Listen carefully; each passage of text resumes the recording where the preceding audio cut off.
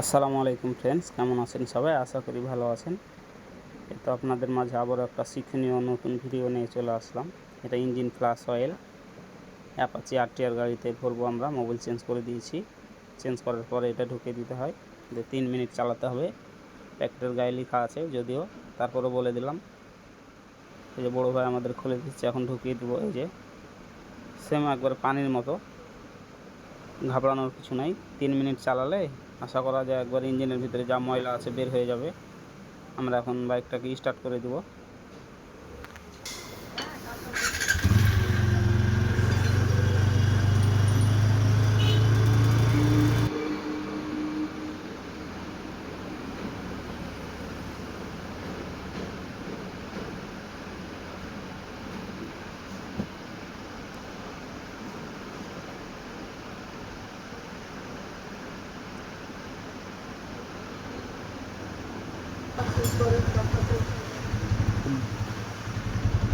তো বন্ধ করে দিলাম আমরা, এখন বের করে নেব।